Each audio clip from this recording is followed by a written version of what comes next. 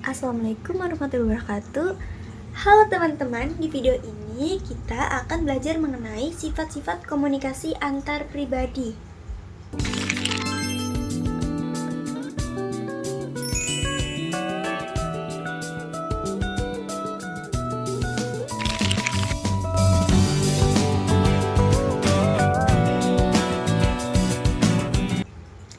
Apabila kita mencermati kajian komunikasi antar pribadi, pada umumnya ada beberapa tema yang selalu menjadi tema ulasan.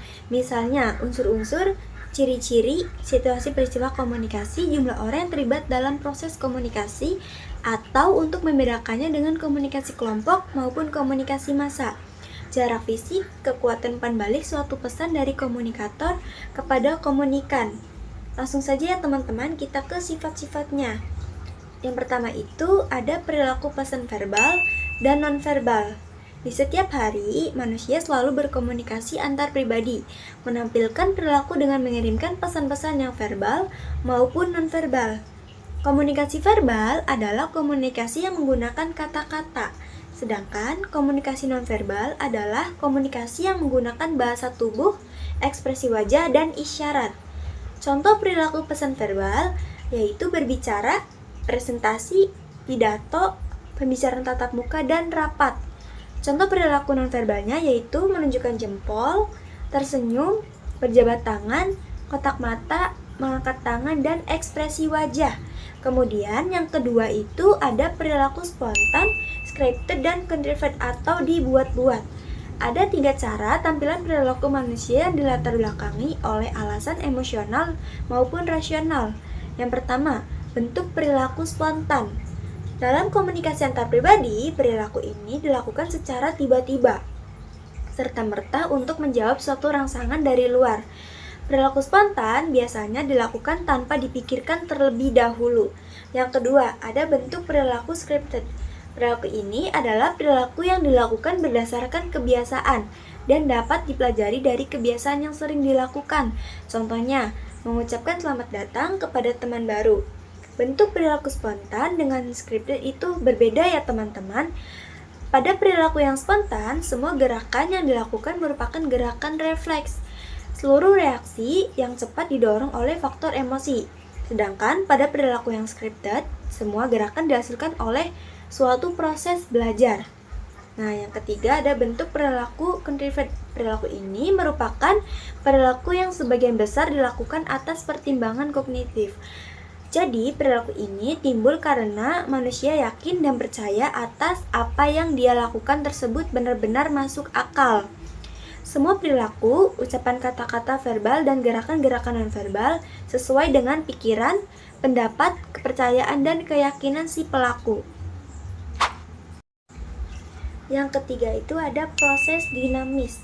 Ciri ketiga komunikasi antar pribadi adalah komunikasi antar pribadi merupakan suatu proses yang berkembang. Konsep tersebut menunjukkan bahwa komunikasi antar pribadi tidak statis melainkan dinamis. Demikian kata Miller dan Steinberg. Mereka menerangkan bahwa apabila ada 2 orang yang baru pertama kali bertemu, maka kedua orang itu hanya mempunyai gambaran yang umum atau informasi dasar tentang diri mereka masing-masing. Contohnya, ketika Anda berkenalan pertama kali dengan seseorang, maka Anda mungkin hanya menanyakan nama dan tempat tinggal. Informasi yang lain tentang pribadi orang itu mungkin tidak bisa Anda tanyakan kepada dia. Berkat pergaulan yang berulang-ulang, maka Anda akan menanyakan informasi tambahan tentang pribadi masing-masing. Misalnya, sedikit demi sedikit menanyakan tanggal lahir, asal suku bangsa, pekerjaan, jumlah anak, hobi, dan lain-lain. Contoh tersebut menunjukkan bahwa proses komunikasi antar pribadi selalu mengalami perkembangan dan kemajuan akibat pertambahan informasi. Lanjut, yang keempat itu ada umpan balik, interaksi, dan koherensi. Umpan balik adalah proses pertukaran pesan antara 2 orang atau lebih yang melibatkan tanggapan terhadap pesan tersebut. Sedangkan interaksi adalah hubungan timbal balik antara 2 pihak atau lebih yang saling mempengaruhi. Interaksi dapat terjadi antara individu kelompok atau individu dengan lingkungan. Hasil komunikasi yang diukur melalui umpan balik saja tidak cukup. Komunikasi antar pribadi juga melibatkan beberapa tingkat interaksi antar pribadi.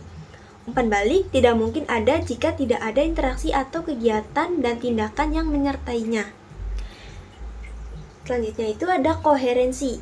Yang dimaksud dengan koherensi yaitu terciptanya suatu benang merah atau jalinan antara pesan-pesan verbal maupun nonverbal yang telah dinyatakan, sedang dinyatakan, dan akan dinyatakan oleh orang lain. Nah, yang kelima ada tatanan intrinsik dan ekstrinsik. Yang dimaksud dengan tatanan intrinsik adalah suatu standarisasi perilaku yang disengaja dikembangkan untuk memandu pelaksanaan komunikasi antar pribadi. Sedangkan tatanan ekstrinsik adalah tata aturan yang timbul akibat pengaruh pihak ketiga atau pengaruh situasi dan kondisi sehingga komunikasi antar pribadi harus diperbaiki. Nah, yang keenam itu ada merujuk pada tindakan. Ciri keenam komunikasi antar pribadi ini adalah komunikasi antar pribadi harus disertai dengan tindakan-tindakan tertentu.